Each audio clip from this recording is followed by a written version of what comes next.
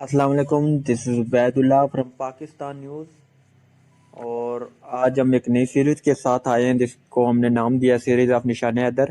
Basically ہم نے اس series میں بات کریں گے کہ ایسے کون سے 10 مجاہدین ہیں جن کو ابھی تک نشان حیدر سے نوازا گیا، اور نشان حیدر جو کہ پاکستان کا سب سے بڑا فوجی اعزاز ہے، جو ان 10 مجاہدین کو دیا گیا ہے جنہوں نے ایک بہت بڑا نمایاں کارنامہ سر انجام دیا دوران جنگ۔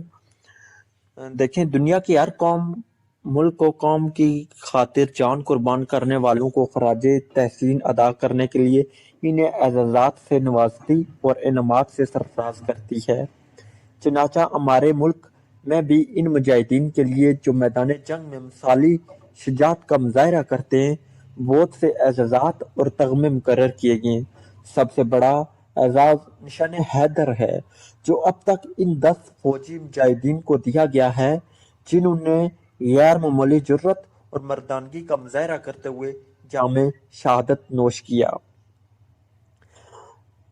کیپٹن سرور شہید۔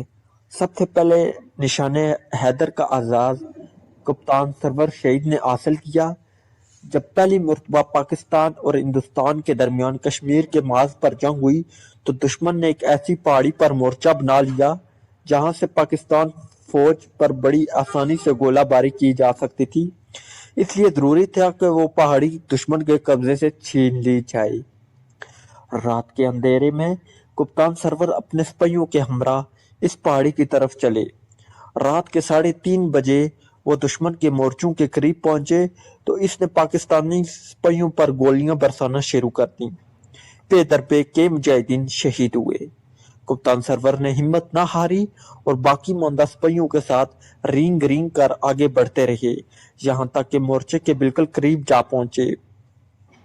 ناگہاں ایک گولی کپتان سرور کے کاندھے پر آ کر لگی اور ان کا ایک بازو بیکار ہو گیا۔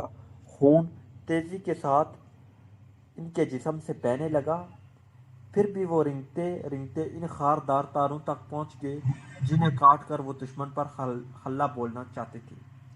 وہ برابر تار کاٹتے رہے یہاں تک کہ ایک اور گولی ان کے سینے میں آ کر لگی۔ ادھر کپتان سرور نے اپنا کام مکمل کرتے ہی جان آفرین کے سپرد کی اور ادھر ان کے سپاہیوں نے پہاڑی پر قبضہ کر لیا۔